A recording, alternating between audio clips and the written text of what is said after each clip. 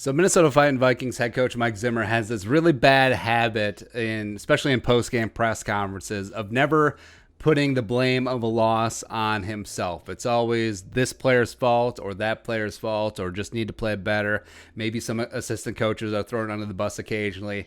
Case in point, so after the Tennessee Titans collapse when the Vikings blew a halftime lead at home, Zimmer threw superstar safety Harrison Smith, a.k.a. the only guy on defense not named Eric Kendricks, is actually doing something out there, pretty subtly under the bus, and maybe not so subtly. So Chad Graff tweeted this out.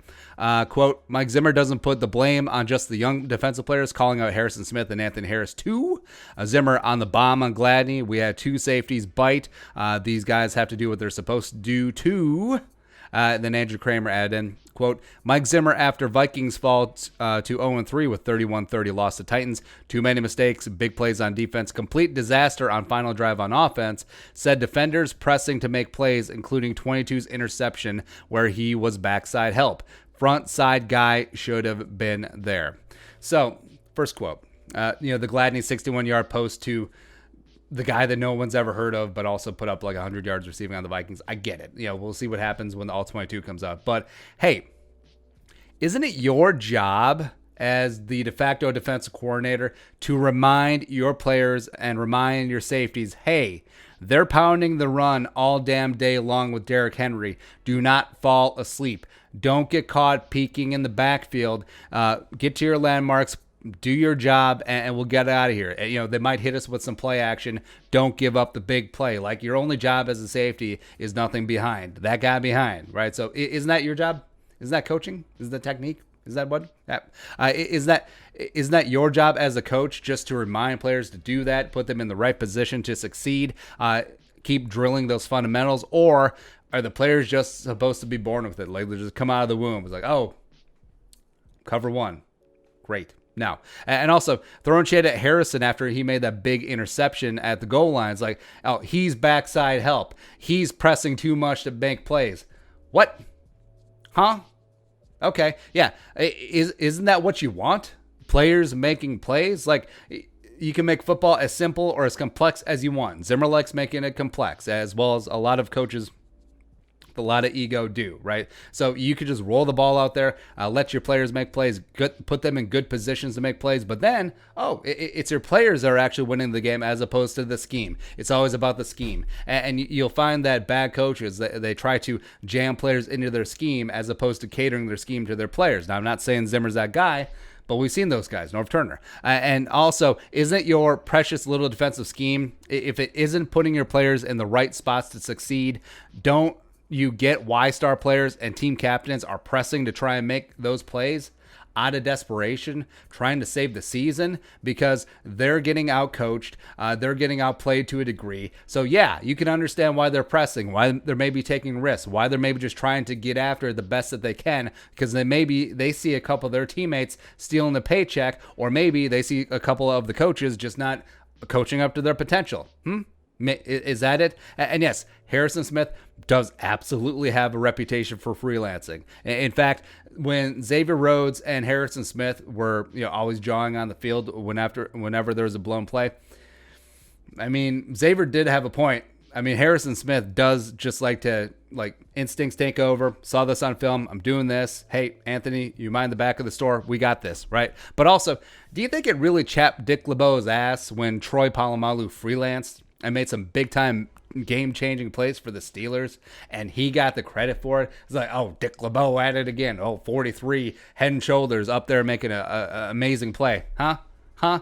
But this is potentially where Zimmer's ego overfloweth, where it's his scheme. This team and this defense succeeds because of his scheme. How dare you, 22, deviate from his scheme and go out there and make a play like you generally do? Sometimes you get burned. Absolutely you do. But hey, 22, all those Hall of Fame caliber football instincts, despite you being the best player on defense for a number of years, for my defense and saving my bacon multiple times. Yeah, hey, stop pressing, right? And that's why you get the media, it wasn't my fault, right? But you don't do that as a leader. You take ownership. Like, hey, This one is on me, especially in the media, because optics do matter, both to the fans, both to the players as well. Because I mean, they read those quotes, they read those tweets relayed by the media members, like, oh, well, you called me out for pressing.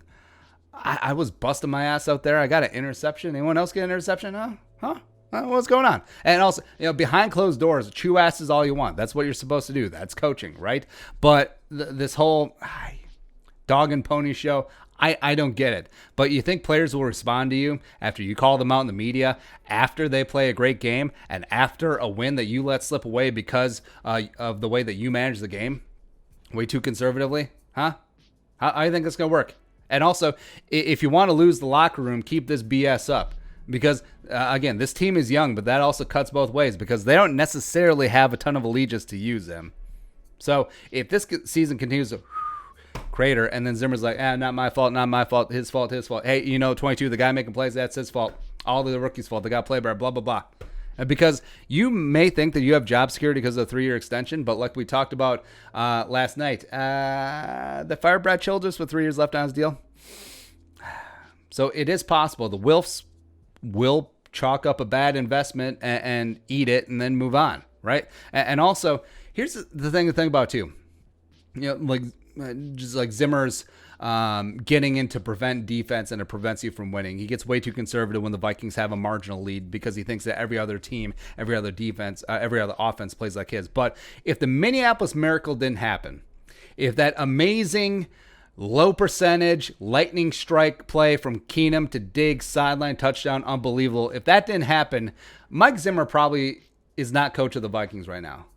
I think he probably would have been fired after last season. Well, pending what happened. Well, actually, probably fired after 2018. But anyway, I don't think he's here. I don't. So it took that to swing the pendulum, because you remember that game, the Vikings had a 17-point halftime lead. They completely blew it. They let it dwindle away, and also it was his precious defense, 4th and 10 with the game on the line, playing off coverage. Mac Alexander, Willie Snead, you saw the play. We all remember the play. It happened. Right. So again, that Minneapolis Miracle was a cologne that covered up a lot of stink from the second half of that game, and it's just lost to history. But then you remember 38-7, then remember this game. Like, there's plenty of other examples. But, yeah, calling out Harrison Smith, team captain, huh?